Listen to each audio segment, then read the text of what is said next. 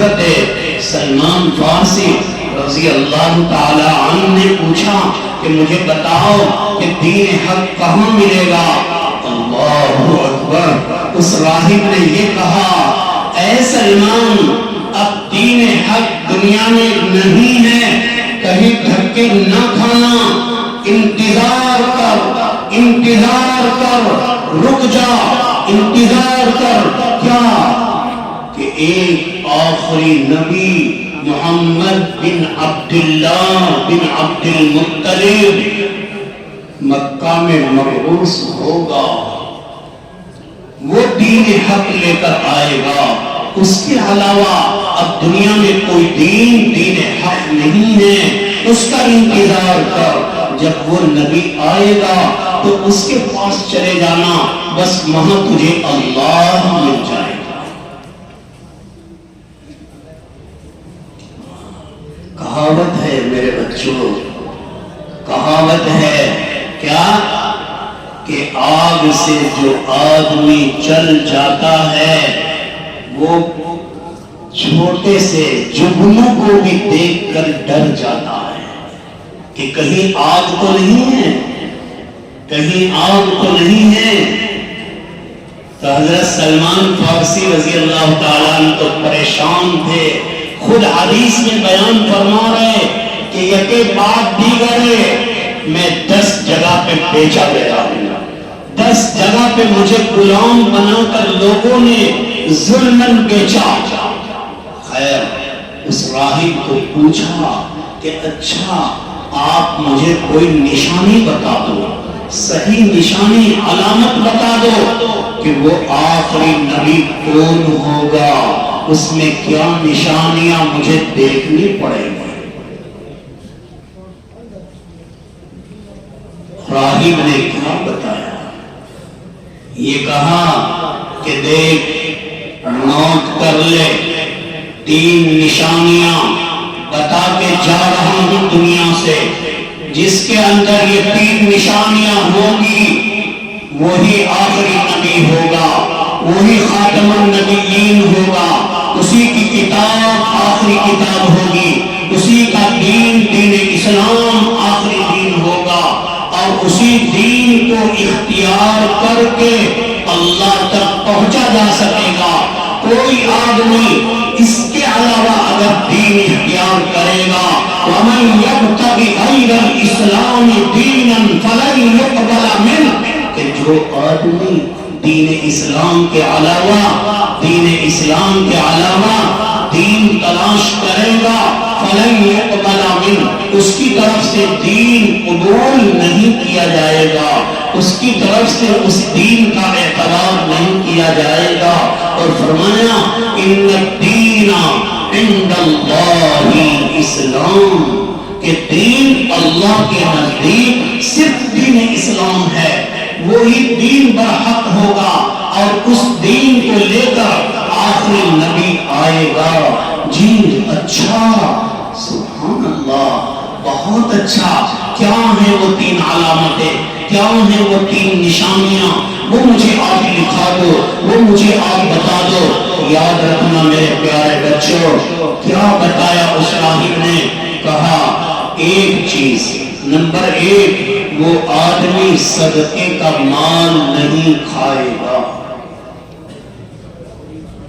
وہ آدمی صدقے کا مال نہیں کھائے گا۔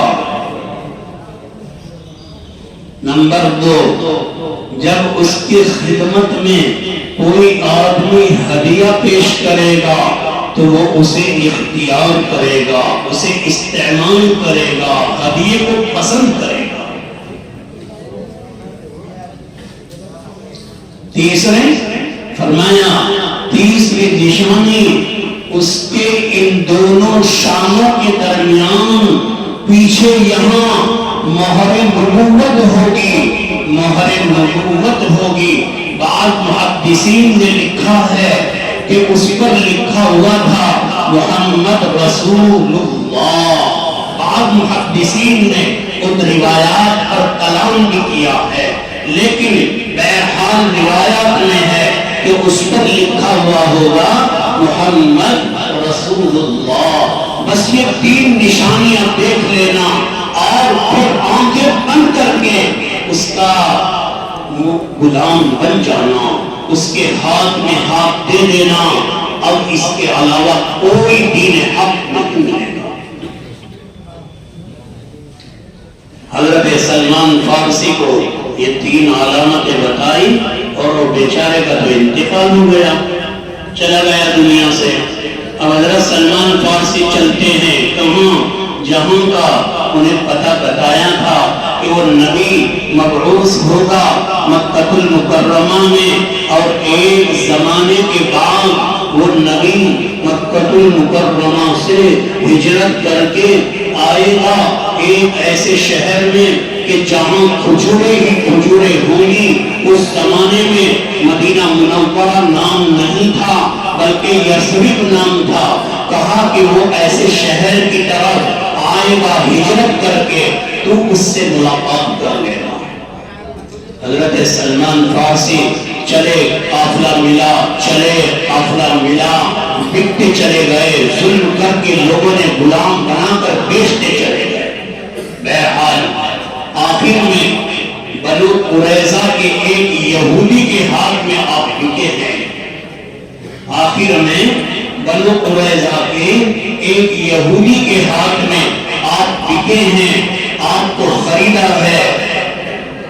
جب آپ غلام بنے ہوئے ہیں تو ساری جہاں کی خبریں تو معلوم نہیں کر سکتے, ادھر ادھر کی خبروں کی اطلاع تو آپ کو نہیں مل سکتی ہے. غلام ہیں آپ, کہاں جائیں؟ غلام کہیں نہیں جا سکتا ہے. تو پریشان اللہ کے نبی صلی اللہ علیہ وسلم مکہ المکرمہ میں مبعوث ہو چکے ہیں. اللہ کے لاڈلے پیغمبر نے اعلان نبوت کر دیا ہے مکہ المکرمہ میں, لیکن آپ کو مدینہ میں پتہ نہیں ہے کہ وہ نبی برحق آ چکا ہے, آپ کو معلوم نہیں ہے. زمانہ گزرتا گیا, ایک وقت آیا کہ اللہ کے نبی صلی اللہ علیہ وسلم مکہ سے ہجرت فرما کر مدینہ منورہ میں تشریف لے آئے. ایک وقت آیا کہ اللہ کے نبی صلی اللہ علیہ وسلم مکہ المکرمہ سے ہجرت فرما کر آپ مدینہ منورہ میں تشریف لا چکے ہیں. آپ قباء میں آپ نے نزول فرمایا. پہلی مرتبہ جب آپ تشریف لا رہے ہیں, ابو بکر صدیق رضی اللہ تعالیٰ عنہ آپ کے پیچھے بیٹھے ہوئے ہیں. لاڈلے پیغمبر اپنی اونٹنی پر آگے سوار ہیں.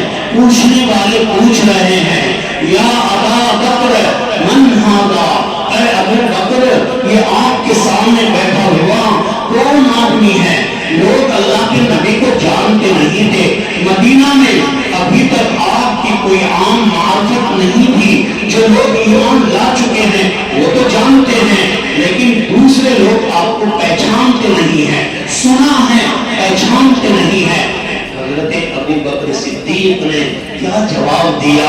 آپ نے کہا کہ یہ تو ہادی ہے, ہادی ہے یعنی میری رہنمائی کرنے والا آدمی ہے تاکہ دشمن کو نہ آ جائے. اللہ کے نبی قباء میں تشریف فرما ہے تو ایک یہودی, بنو قریظہ کے یہودی کا غالباً خاندانی چچا صاحب کوئی باغ میں آیا اور حضرت سلمان فارسی کے مالک کو آ کر بتایا, ارے غضب ہو گئے, غضب ہو گئے. کیا ہوا کہ ایک آدمی محمد بن عبداللہ نام کا قباء میں آ گیا ہے اور وہ اپنے کو نبی کہہ رہا ہے. تو اس نے سنا کہ ایسا؟ ہاں. حضرت سلمان فارسی رضی اللہ تعالیٰ باغ میں اوپر درخت کے اوپر چڑھے ہوئے ہیں, کھجوریں توڑنے کی اپنی ڈیوٹی, اپنی مزدوری, اپنا کام کر رہے ہیں. جب کام میں بات پڑی تو آپ اندازہ لگائیں کہ جس ذات کو پانے کے لیے کہاں سے کہاں چلے اور غلام بنتے بناتے آج یہاں ہیں, اور پڑی کہ وہ ذات قبا میں آ چکی ہے تو مچل گئے، پریشان ہو گئے۔ بعض لوگوں نے لکھا ہے کہ نیچے اترے اور پوچھا کہ کیا کہہ رہے آپ، تو وہ مالک ناراض ہو گیا اور آپ کو مارا کہ تو کون ہوتا ہے یہ سوال کرنے والا، تو غلام ہے، تو اپنا کام کر۔ فرماتے ہیں میں اوپر چڑھا، کام کرتا رہا اور موقع تلاش کر کے شام کے وقت میں نے کھجور اپنے پاس میں رکھی اور وقت نکال کے قبا میں اللہ کے نبی کی مجلس میں گیا۔